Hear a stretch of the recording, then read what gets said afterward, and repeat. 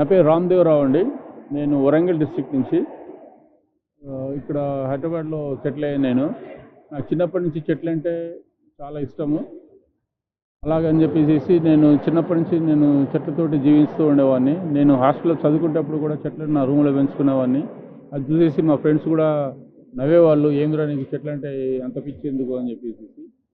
ఇట్లాగా అయిపోయిన తర్వాత నా బిజినెస్ స్టార్ట్ చేశాను. మాకు ఒక ఎక్స్పోర్ట్ ఓరియంటెడ్ కంపెనీ ఉండేది. అట్లాగా దానికోసం అని చెప్పి 75 కంట్రీలు తిరిగాను నేను. ఎక్కడికి పోయినా కూడా నా రెగ్యులర్ బిజినెస్తో పాటు ఒక 50% ఆఫ్ టైము చెట్లు చూడడానికి, బొటానికల్ గార్డెన్ చూడడానికి, నర్సరీలు చూడడానికి తిరుగుతుండేవాడిని. అట్లాగే ఈ చెట్లతో ఒక వింతది ఎందుకు చేయకూడదు, మనం ఏదేం పుట్టాము, పెరిగాము, చచ్చాము అన్న టైప్లో కాకుండా పుట్టాము, పెరిగాము, ఒక బిజినెస్ చేసాము, ఒక డబ్బు వచ్చింది. ఆ డబ్బు వచ్చేసి పిల్లలకి పనిచేసేసి వాళ్ళని లేజీ ఫెలోస్ చేసే బదులు వచ్చేసేసి మనము ఒక ఎన్విరాన్మెంట్కి కొంచెమైనా సపోర్ట్ చేద్దాము, మన ప్లానెట్కి కొంచెమైనా సపోర్ట్ చేద్దామని ఒక ఫీలింగ్ తోటి ఈ ఎక్స్పీరియన్స్ అనే దాన్ని చేయడం జరిగింది.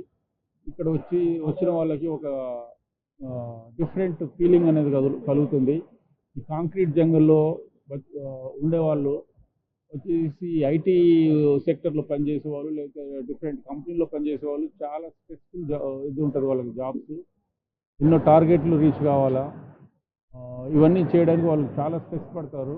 ఈ స్ట్రెస్ నుంచి రిలీఫ్ కావడానికి, అయిన తర్వాత ఈ కాంక్రీట్ జంగల్ నుంచి ఒక రిలీఫ్ కావడానికి మేము ఒక ప్రదేశాన్ని క్రియేట్ చేయడం జరిగింది. నాకున్న ఇంట్రెస్ట్ చెట్ల కోసము, నాకున్న టాలెంట్ ఆర్ట్ కోసము అన్నిటినీ కలిపి ఈ ఎక్స్పీరియన్స్ అనే దాన్ని చేయడం జరిగింది. ఇక్కడ వచ్చేసేసి బర్త్డే పార్టీస్ చేసుకోవచ్చు, యానివర్సరీస్ చేసుకోవచ్చు, ఈవెంట్స్ కోసము, తర్వాత కార్పొరేట్ ఈవెంట్స్ చేసుకోవచ్చు, తర్వాత డెస్టినేషన్ వెడ్డింగ్స్ చేసుకోవచ్చు. ఇదే కాకుండా మామూలుగా వచ్చేసేసి ఒక డే విజిట్, మార్నింగ్ వచ్చేసేసి ఈవినింగ్ వరకు